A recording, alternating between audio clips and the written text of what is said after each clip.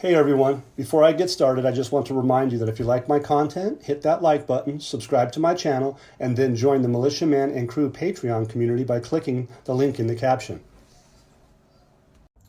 Hey everybody, it's Militiaman. Today's Tuesday. Been going over some articles just like everybody. Things are getting pretty exciting, and we know there's lots of things that are out there coming to play, coming to fruition. Interestingly enough, tomorrow there is the Secretary General of the United Nations. His name is Antonio Guterres. He's going to be meeting in Iraq for the first time that I'm aware of. Okay, what's going on is the Iraqis are coming to a stage in their reforms that I guess it's necessary for the general to make it to Baghdad, and that's going to happen tomorrow. They didn't give us a whole lot of information on what he was going to be talking about, but in brief, it looks like, according to the Foreign Minister Fuad Hussein, is that the Secretary General is going to be talking about a few little things, internal files, regional and international issues. So they're pretty vague about what he's going to be talking about. But the good thing is that it's a first time ever meeting of its type. It's coming at a time when Iraq's going through electronic digitization, if you will. So we're going to see what's happening. Hey everybody, someone's just jumped into my lap. Her name's Ophelia, so she decides to come in and join us. Hey, what we're going over too is that there's other things going on besides the Secretary General showing up. The Minister of Finance, Taif Sami, she's coming out and saying that the implementation of the government program of the banking system, if they're looking at, is going from a paper to electronic transactions, and that's to provide the best for their citizens. So we're going to see a theme of that in a few days, or as we go forward. The visit was to Rafidane Bank and the Rashid Bank, and it's a field visit, sort of an inspection, if you will. I call it a walkthrough, or changing of the guard, for instance. But they're making and updating the system, and it's going to be an advanced system because we've got the electronic platforms, we have the ISCADA system on the taxes and tariffs at the borders. We're probably going to talk about that later too, is that the Kurds have come up with their own visa system, digital, at the borders. So the next thing I want to talk about is with that said, is that the banking system is set up electronically. The government program, you hear a lot about that. That's a digital system, electronic, down to the citizens. Their key cards, their MasterCards, their visas, their point of sale. All of that is coming to the forefront as we speak. The goals that they're going to achieve, I think, are just literally going from paper to electronic, and that's going to be an amazing event for Iraq, never done in its history. So there's been a lot of progress. It's been done in accordance with international law. It's set up to be for the citizens, and believe it or not, the ease of use for the auditors, because they're going to be able to pay attention and monitor all the transactions, all the borders, the tourism, oil sales. Everything that's going to go through Iraq is going to be a digital situation and be tracked. And now we see that there's a preliminary agreement, or an agreement with the Kurds and Baghdad as far as the oil and gas law. Looks like it's going to be about 12.67%. The thing that's interesting about that, they were shooting for 14 to 17%, but they've come down to 12.67. And one of the things that we're talking about were those licensing rounds that we talked about a few days ago. Those 5 licensing rounds had to deal with a lot of oil and gas. Gas was a big deal in that. And so it's probably likely that at this stage of the game, having them talking about the 2023 budget, having them talking about the HCL, having an agreement now, and then waiting to see if they have that budget coming to the forefront, it's powerful. It's fascinating stuff. Let's see. Well, with the auditors being done, with the Rashid Bank, the Raffidain Bank, all of the stages of applying the comprehensive system that they've been putting together is at this stage is ready to go.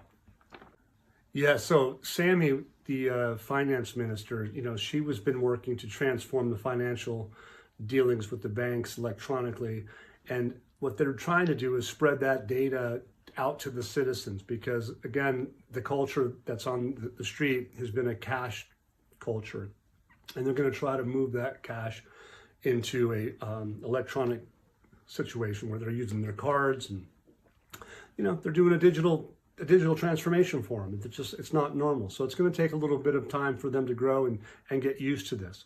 But the nice thing too is that all the work that the finance ministry has done, al-Sudani, the prime minister, he himself has recommended the implementation of this program.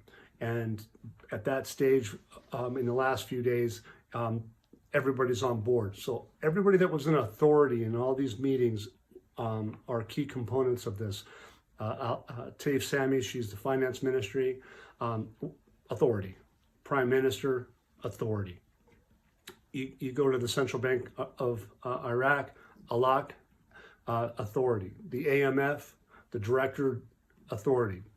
The Secretary General of the UN coming to town, authority. So if you think about it in those terms, the decision makers are here, they've been here, and that's been an ongoing process since the last 2 weeks. Back again, the economist for dealing with Iraqi trade and foreign currencies shows up today, and he says that there's several steps that they should follow. This is just an expert from Iraq, Safwan Qasai. He confirmed that dealing with Iraqi foreign currencies requires several important things. And one of the things that he's coming up with is the fact that there's different countries that are dealing with the dinar. It's the Chinese yuan, European euro, the Japanese yen, US dollar, and all of them need to facilitate trade and transfer for purposes of international trade. And I guess one of the things that they have is about who's supplying that information or that data to be able to do so. What I get from this particular article is that those foreign currencies are going to be clearing through the platforms to be able to facilitate trade to the merchants and such. Keep in mind that the Arab Monetary Fund does clear all foreign currencies. The SWIFT system is set up. The ISO 2022 is set up to be able to clear the dollar and other foreign currencies. All of these things that we're seeing digitally are going to have an interoperability, so they can all communicate. That's what I'm getting from it, and we'll see some of that as the coming days come on lately. So the central bank is going to, as they say, will remain with the U.S. dollar zone. So in other words, I don't believe, and most people don't believe that, read it this way, that the dollar is not going to depeg from, the dinar is not going to depeg from the dollar. So we'll see how that turns out. Basically, what it's coming down to is that they're going to facilitate trade with the yuan, which is China, and the US dollar. And there's packages that they've put out and measures they've put out to facilitate the ease of trading in foreign currencies. So that's a big move that we're seeing right there. There's going to be more on that, and I'll get to that if I can. Hey, back to the Sudanese advisor, which is the prime minister's advisor. He's coming out saying Mohammed Saleh has been clarifying the amount of support for the Iraqi dinar in the sense that he says that there's reserves that are 115 billion US dollars in reserves, which is up from the 90s, and they also increased their gold reserves from about 96 tons to 132 tons. By increasing that gold supply to 132 tons, it's really, truly amazing. And we've talked about this for years. We knew that there was a gold find that they had come up with on the Syrian border. It's been a couple of years ago. And they said they had about 40 tons, and they were going to allocate a proportion of that to the Kurds, and then they were going to, let us know how that worked out. And we didn't see anything about it for a long time. And I and others had talked about, well, where's that extra 40 tons? Where's that extra 40 tons? Give or take. Well, it turned up today in this comment by Mohammed Saleh, by him saying that we have about 5 times what we need in foreign reserves, which is the US dollar. They have about 12 to 15 billion in external deposits for moving balances. They have, 150%, I guess it is, for the exchange. National currencies amount to nearly 150%, which is a very high percentage for around the world, okay? And when they say that, that to me means that they're going to be able to support the value of their currency because they have such huge amounts of reserves and gold and money coming in from abroad. All of those things are happening as we speak. And so that's really an important phase that we're coming through. And the reason why I think they bring this up today, the advisor, is because it's going to give support to the investors to know that they have the ability to come into the country and that they can defend that currency value. Then I think that's pretty much where we are on that.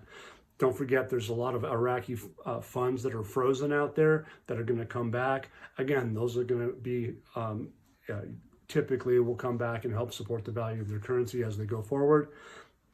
And there's plenty of laws that they have on the books to facilitate that to be the case. Let's see. I think the last thing on that is basically the China and the Iraqi central bank are going to come to an agreement about facilitating trade, just like they are with the United States dollar, just like they're going to with the euro, the yen, the British pound. They're all going to be clearing. Again, back to the SDR basket, the IMF's SDR basket. That's been in the news.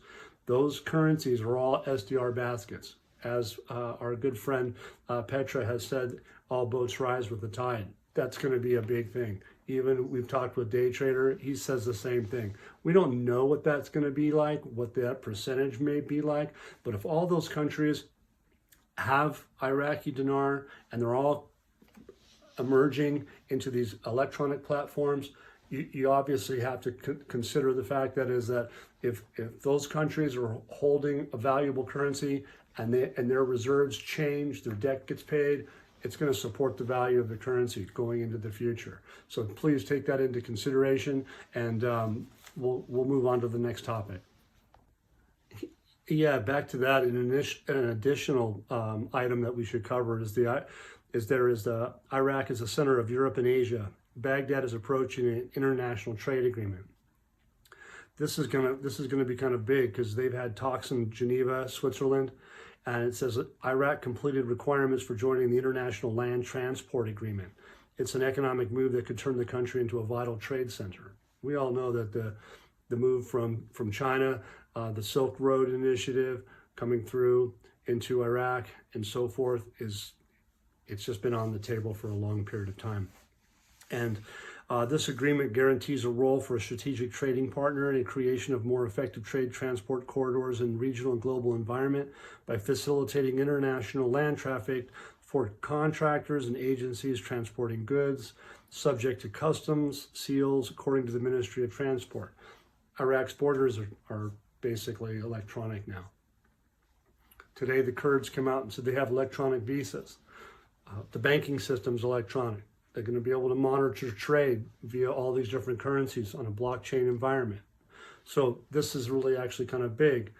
This is a really important part of it, and not all of the articles are good, not all of them are bad. Some of them have a very big mix.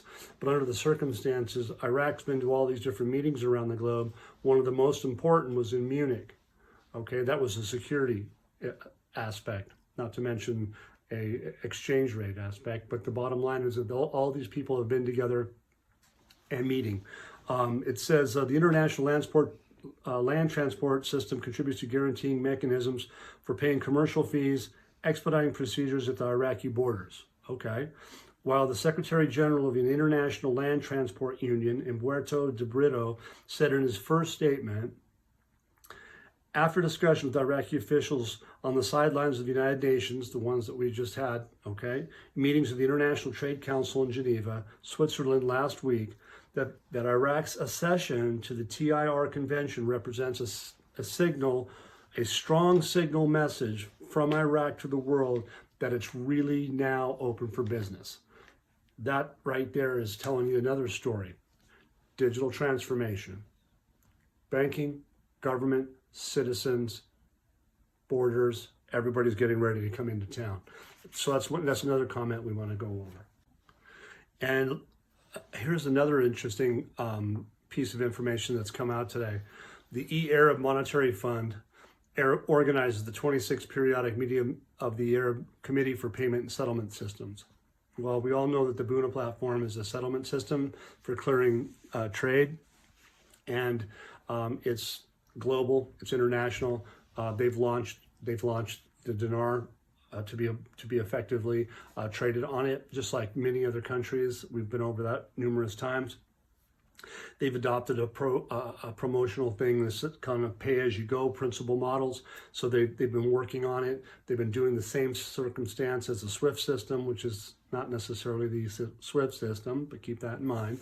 The ISO 2022 is a SWIFT product, okay? It's about know your customer. And it's no different than all those items that came out today as far as the new rules and regulations from the central bank.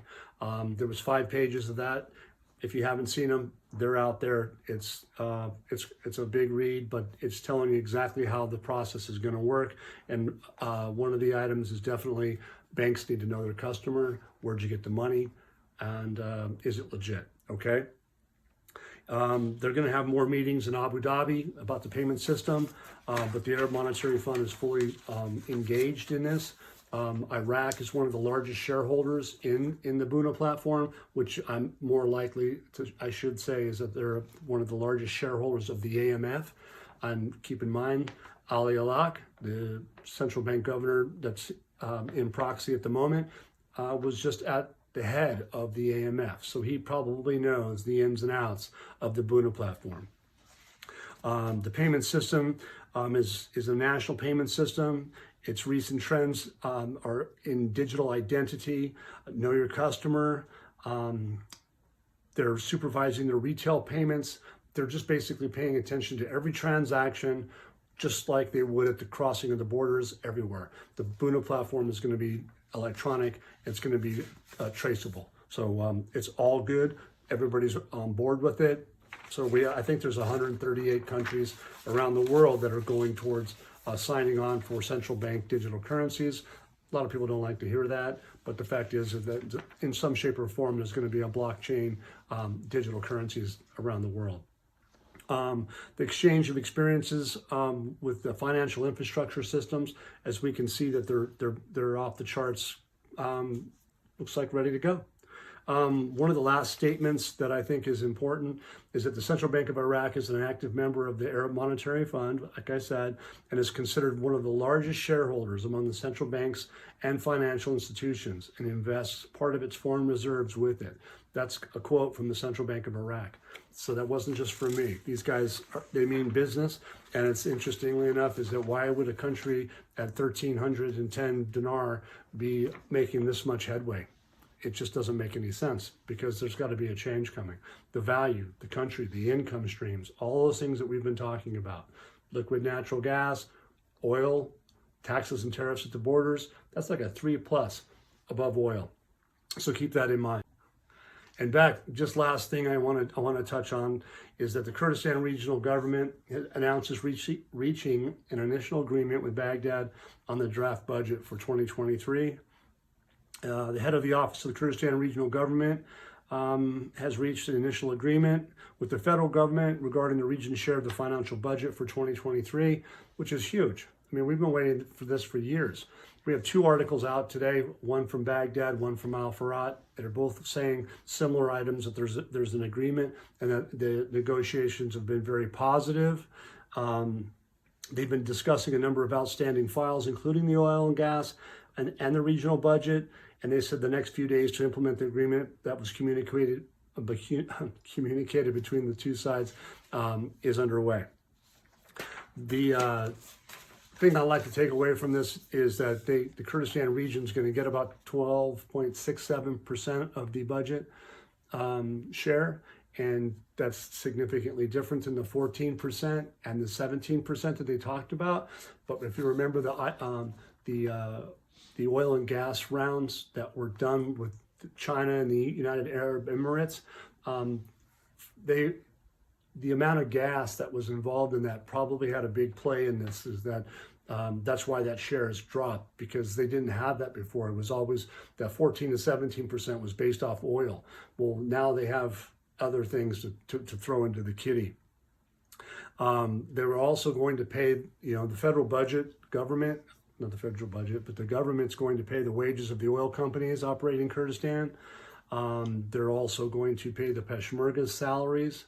If there is a census done and that there's more people that are in the autonomous region than anticipated that are going to get paid for that. So therefore, a lot of these items came into play for them to only get 12.6%, 12.67%.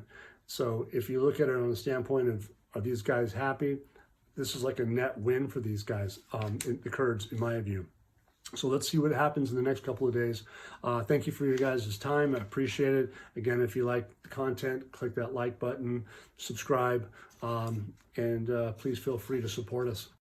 Once again, guys, don't forget to hit that like button if you like this content. Subscribe to the channel or join us at the Militia Man and Crew Patreon community for even more exclusive content. You can also donate to this channel by hitting the links in the banner to help keep this page up and running. Your generous support is greatly appreciated, as always. Much, much appreciated. Thank you so much and have a great day.